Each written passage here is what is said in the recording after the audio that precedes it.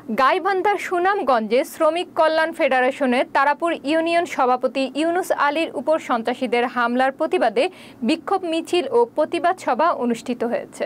23 April দুপুরে মিরগঞ্জ হাট auto স্ট্যান্ডে ইউনুস আলীর উপর হামলা চালিয়ে 35,000 টাকা ছিনিয়ে নেয় এবং তাকে শ্বাসরোধে হত্যার চেষ্টা করা হয়। ঘটনার প্রতিবাদে শনিবার বিকেলে শ্রমিক কল্যাণ ফেডারেশনের সুন্দরগঞ্জ উপজেলা শাখার উদ্যোগে মিরগঞ্জ বাজার থেকে বিক্ষোভ মিছিল শুরু হয়, যা শহরের গুরুত্বপূর্ণ সড়ক প্রদক্ষিণ করে বাহিরগোলা জামি মসজিদের সামনে গিয়ে শেষ হয়। সেখানে উপজেলা শ্রমিক কল্যাণ ফেডারেশনের সভাপতি বদরুল আমিনের সভাপতিত্বে প্রতিবাদ সভা অনুষ্ঠিত হয়। সভায় প্রধান অতিথি ছিলেন গাইবান্ধা জেলা জামায়াতের নায়েবে আমির মাজিদুর রহমান সরকার।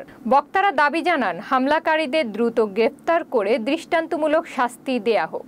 তারা হুঁশিয়ারি দিয়ে বলেন, আসামিরা গ্রেপ্তার না হলে শ্রমিক সমাজ আন্দোলন গড়ে তুলবে এবং এ দায় প্রশাসনকে নিতে হবে।